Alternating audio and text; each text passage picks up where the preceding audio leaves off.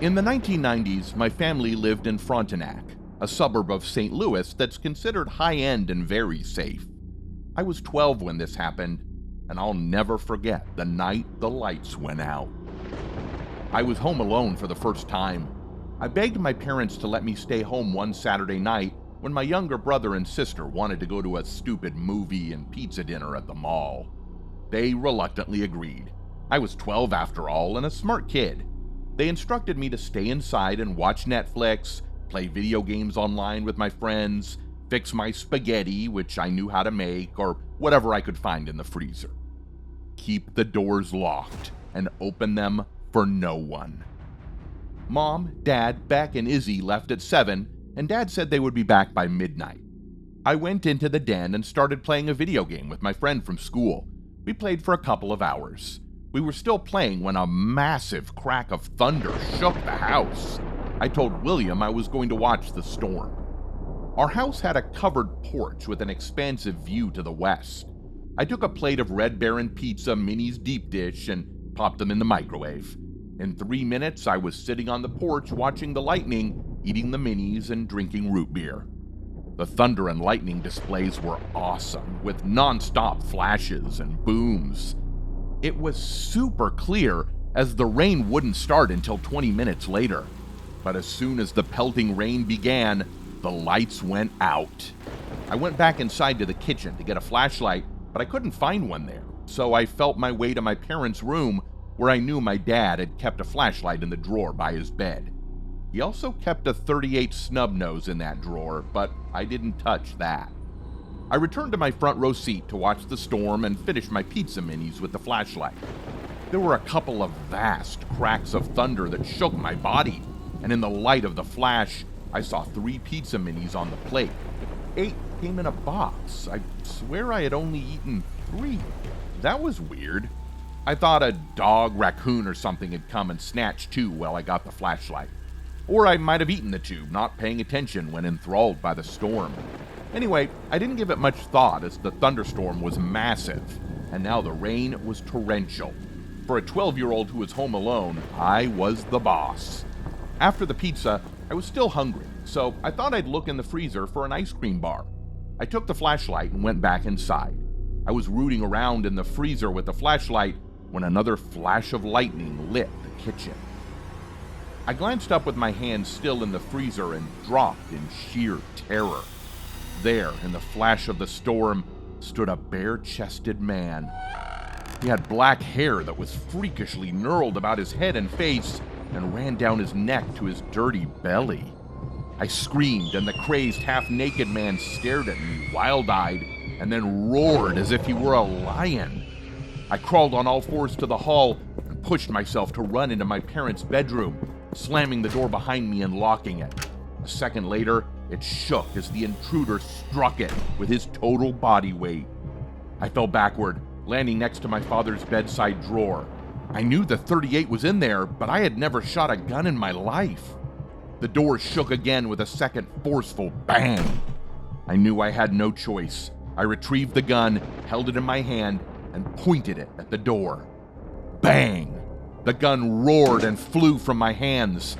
I knew nothing about recoil. The bullet struck the ceiling, and the gun lay on the floor. I sat numb, terrified. I didn't move. An hour later, the storm was past, and the house was silent when I heard my brother and sister entering. I screamed, "I'm here! I'm in the bedroom!" My father came and saw the smashed door frame.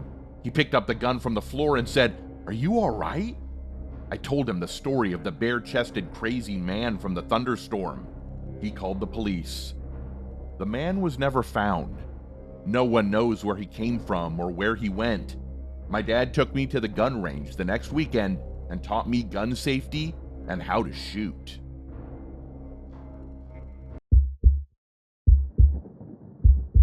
Thunderstorms are common in my area of Kansas. They come up fast and are often extreme, with lightning, wind, and torrential rain. There is a reason why this area is referred to as Tornado Alley.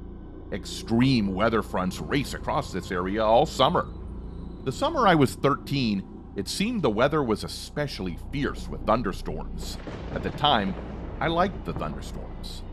At 13, it was also the first summer I was allowed to stay home alone at night.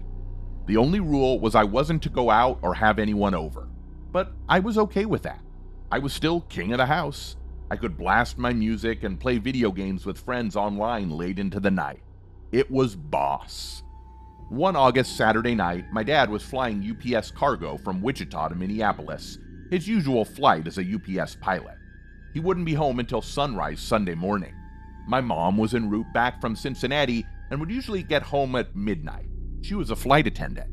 On this night, she had called from the Cincinnati airport, saying thunderstorms across Kansas would delay her arrival home. Don't wait up for her, go to bed whenever. Around 10:30, the wind hit with pelting rain, and a mighty thunderclap shook the house. A minute later, the lights went out. I loved storms and wasn't afraid at all. I sat in our sunroom with a bag of chips and a soda in the dark to watch the lightning. There really wasn't anything else I could do with the power out.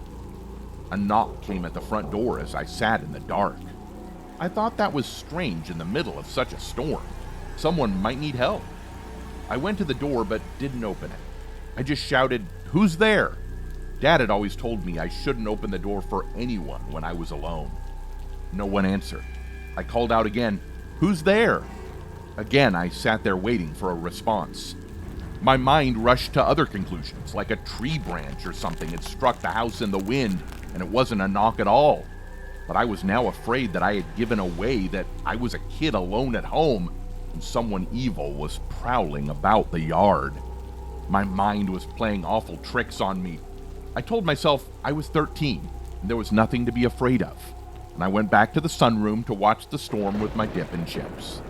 I started to relax, but then the knock came again. I went through a roller coaster of emotions, but this time I decided to ignore it. If it was someone who needed something, they could go to one of our neighbors' houses. It wasn't like my house was the only one on the street. 30 minutes passed, and the thunderstorm raged on to my great delight. No other knocking came.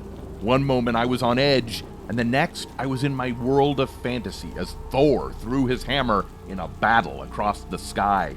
I was sure if it was someone at the door, they had moved on to the next house. Again, I went into the kitchen to scrounge for more snacks to enjoy the ongoing storm.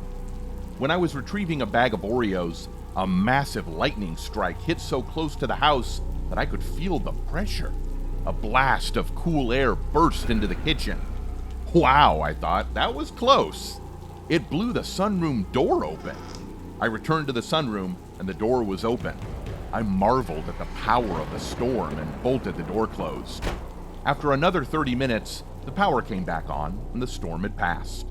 I was tired, so I brushed my teeth, washed my face, put on my pajamas, and went into my room to bed. Mom and Dad would be home in the morning. I lay in bed restlessly, wondering when my parents would get home, when I felt a bump. What the heck? I said to myself. Then, a second thump came. My mattress moved up 6 inches. I leaned over the edge of my bed, putting my hand on the floor, and peered under my bed. I saw a face peering back at me in the dark. Then, the face laughed in the cackling voice of a wretched woman. I screamed and bolted from my room, chased by her voice. "Come back here, child. Come to me."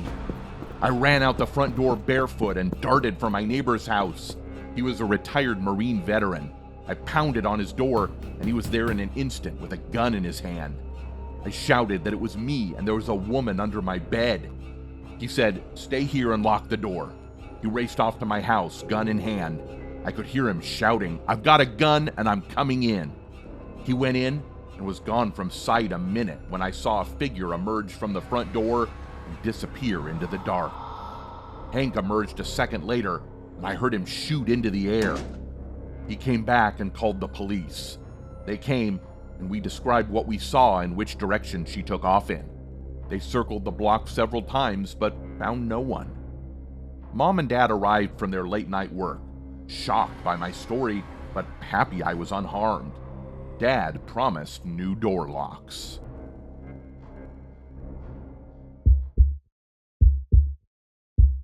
When I was 17, I worked at a dairy bar scooping ice cream, making milkshakes, and serving turtle sundaes.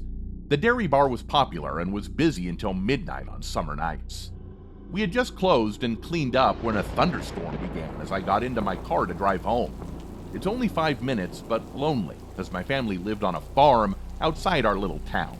The typical country road that follows a stream twisting its way down to the Ohio River.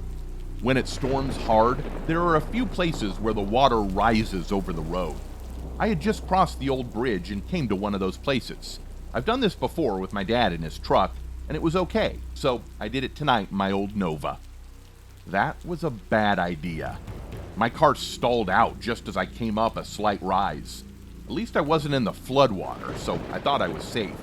But I was still stuck in the middle of nowhere in the middle of the night. So I called my dad to come rescue me. I was sitting in my car, rain pelting down and enormous lightning bolts streaking across the sky. I was waiting for my dad when I saw a person through my front windshield cross through my headlights and disappear. That was very odd, as, like I said, I was in the middle of nowhere in the middle of the night in a thunderstorm. I got all panicked and paranoid and double-checked that my doors were locked. I called my dad again and asked when he would get here, and he said he was leaving the house. I hung up, and there was a banging on my driver's side window.